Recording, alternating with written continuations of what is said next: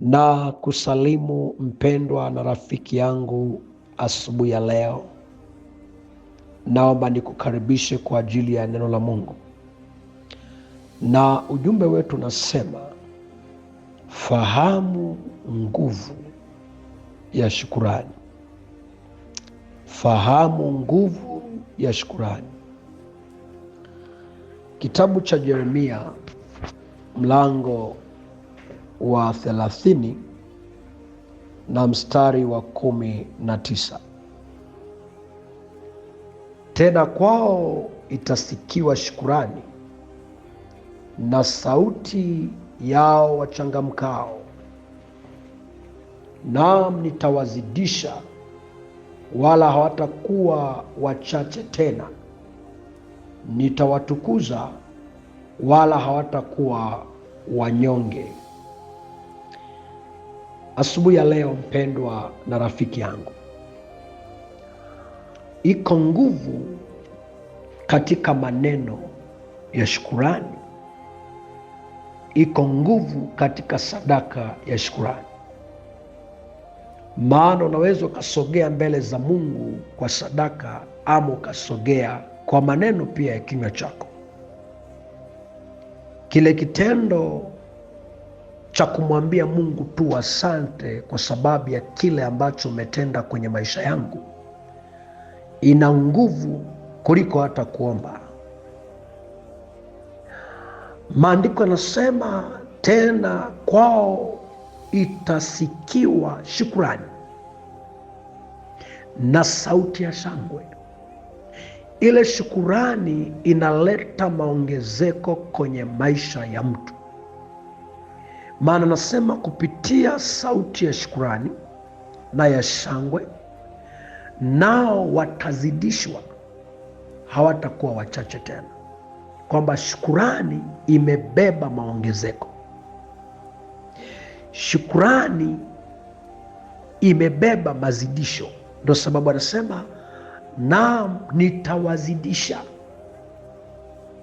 Na si tu kuwazidisha, nitawatukuza.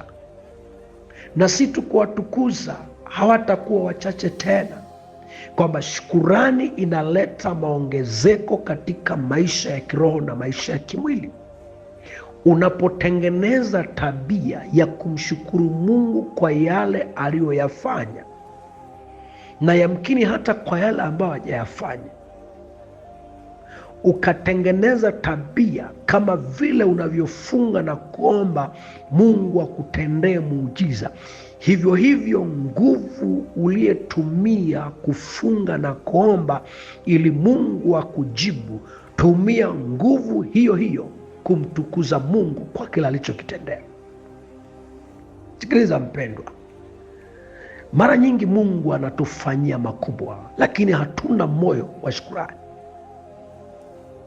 Na saa ingine tunaweza tukaahidi mbele za Mungu mambo makubwa sana, kwamba Mungu kinivusha hapa nitakushukuru. Mungu kinipandisha cheo, nikipandisha cheo kazini nitakushukuru. Ukinibariki kazi nitakushukuru.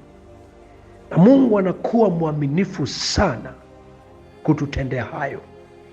Lakini sisi haturudi kumwambia Mungu asante. Na hiyo ni kosa mbele za Mungu. Hata mtu wa kawaida anapokutendea jambo, utarudi tu kumwambia asante. Saa ingine umemuuliza mtu, hii njia inakwenda wapi? Alafu mtu akakuonesha kwamba hii njia inaenda sehemu fulani. Unashangaa, unamwambia yule mtu asante. Kwa nini? Kwa sababu amekuelekeza njia. Ni jambo dogo sana. Iko nguvu kwenye neno la shukurani. Kwa hiyo jifundishe kwenye maisha yako kumshukuru Mungu. Maana shukurani inaleta neema katika maisha yetu. Ukiangalia kwenye kitabu cha Luka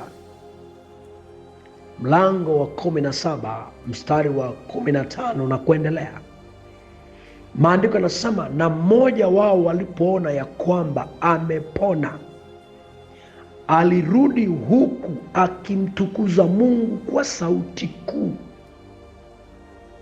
akaanguka kifudifudi miguuni pake,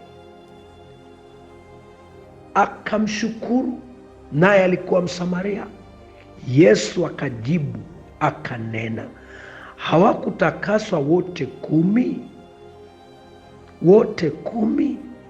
Wale wa 9 wako wapi? Wale 9 wako wapi? Yesu anaonyesha umuhimu wa kushukuru, wapendwa. Watu 10 waliponywa, kila mtu alitakaswa, lakini wale 9 hawakuona sababu, hawakuona umuhimu wa kurudi kumshukuru Mungu.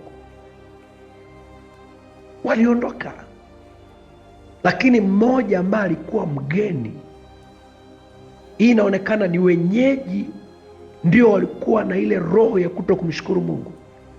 Mgeni alirudi akaanguka kifudifudi, lakini kabla hata kuanguka kifudifudi, maandiko yanasema naye alionekana akimtukuza Mungu kwa yale Mungu aliyemfanyia.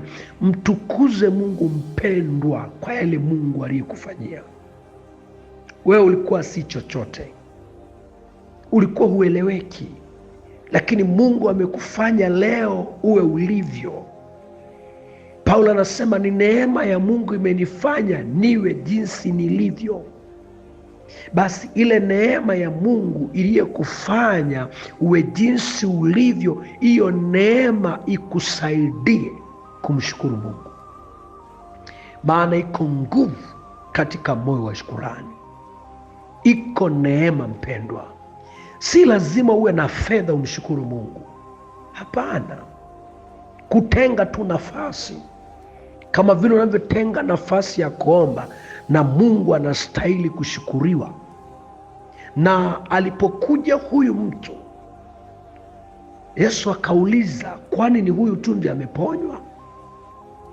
Liko neno ambalo Yesu ametamka baada ya huyu kurudi. Na nataka nikwambia asubuhi ya leo, unapokuwa na tabia ya kumshukuru Mungu anapokufanyia jambo, kuna kitu Mungu atakifanya zaidi. Mungu wa amani afanye kwako na kuzidi. Tushukuru. Bwana Yesu, nakushukuru kwa sababu ya neno hili asubuhi ya leo. Mtoto wako anayenisikiza, naomba ukampe moyo wa shukrani, maana katika kushukuru kuna nguvu ya kipekee ya maongezeko, katika jina la Yesu Kristo, amen. Rafiki yako Mwalimu Bishop Daniel Mathew